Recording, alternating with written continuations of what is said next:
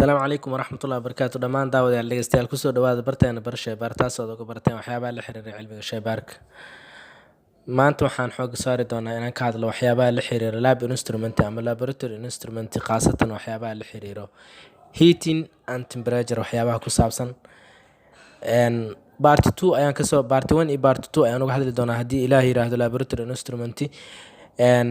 Part 1 ayaan ku bilaabi doonaa haddii Ilaahay yiraahdo. Intaana cashirka guda gelin please waxaan kaa codsanayaa inaad subscribe inoo saarto channelka barasha baar. Waa mahadsantiin dhammaantiin. haddii aan u guda galo part 1 laboratory instrument, dabcan laboratory instruments way badan yihiin laakiin waxaan jeclahay marka hore inaan midka koowaad ka dhigo aan ka soo qaato ovens waxa la yiraahdaa ama oven. Laboratory instrument dabcan waxyaabaha ugu badan oo loo isticmaalo waxaa kow ka ah waxa la yiraahdo oven. Marka hore waxaan ku bilaabayaa waxyaabaha uu qabto oven iyo waxa la yiraahdo oven. Marka hore definition-kiisa haddii aan ku bilaabo oven horta waa waxa loo isticmaalo laboratory inside laboratory. dabcan waana qalabyada ugu muhiimsan markii lagu guda jiro labka fieldiga labka markii lagu guda jiro qalabka ugu muhiimsan ee la adeegsado weeyaan. Ovens are used in the laboratory during various laboratory processes. Oven waa la isticmaalaa intii lagu guda jiro processyada laboratory-ga ee kala duwan. Waxaa ka mid waxyaabaha oven loo isticmaalo in lagu qabto drying glassware, sample drying, melting and chemical reactions.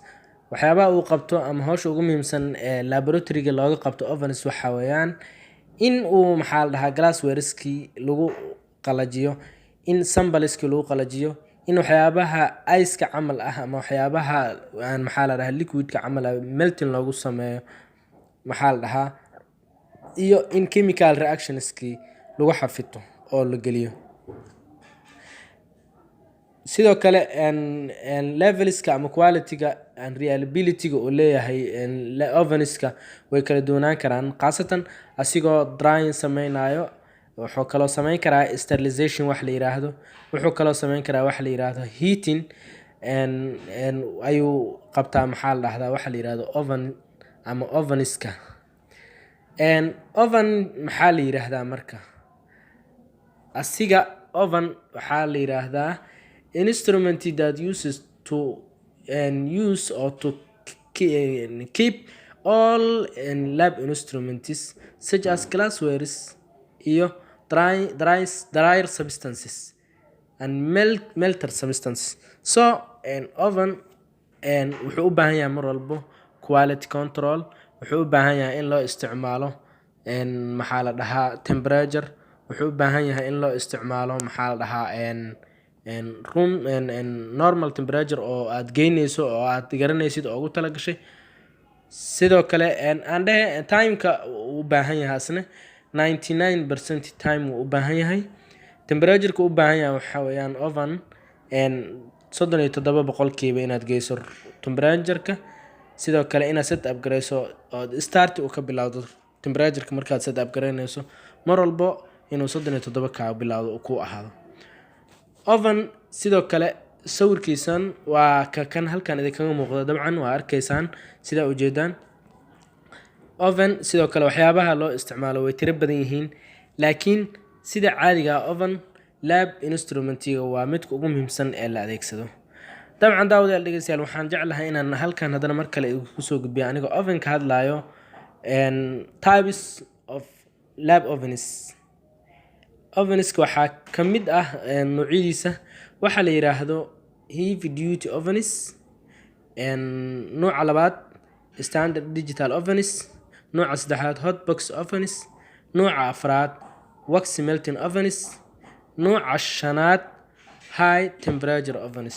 mid kasta oo ka mid ah haddii Ilaahay yiraahdo waxaan ka soo qaadi doonaa tacriifaadkiisa iyo waxa ay qabtaan ovenskaas kala duwan.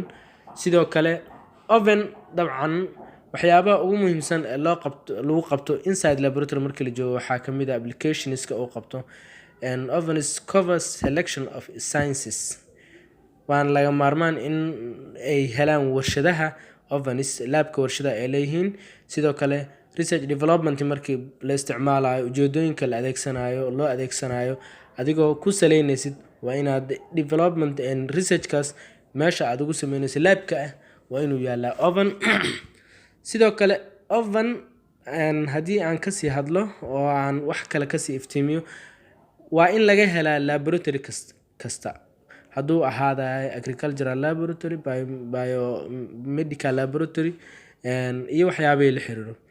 sidoo kale oven pharmaceuticalka ama kambaniyyaasha waaweyn ee shirkaduhu dawooyinka soo saaro waa inay isticmaalaan, biology centerska waa inay isticmaalaan waxaa la yirahdo ovenka.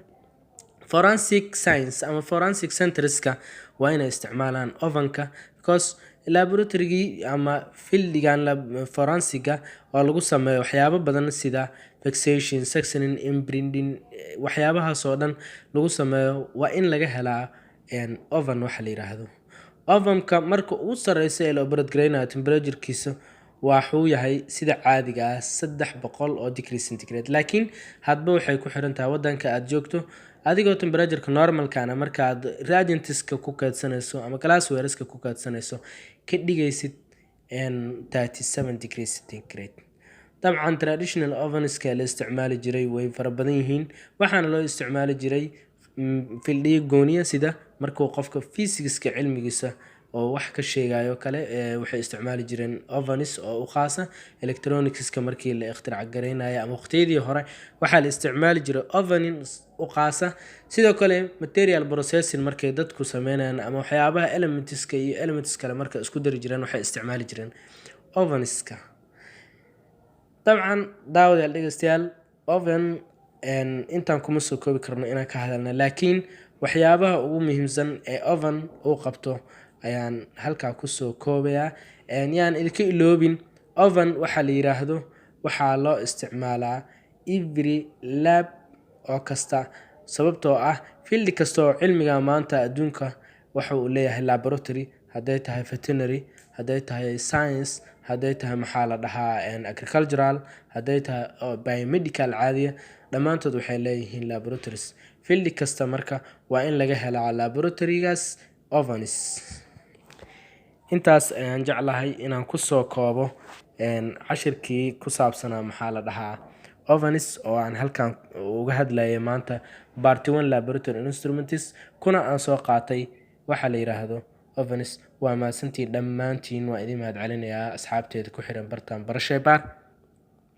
aad iyo aad ayaan ku mahad celinaa, dhiirigelintiinana waa ku mahadsantihiin. asalaamu calaykum waraxmatullahi wabarakaatu.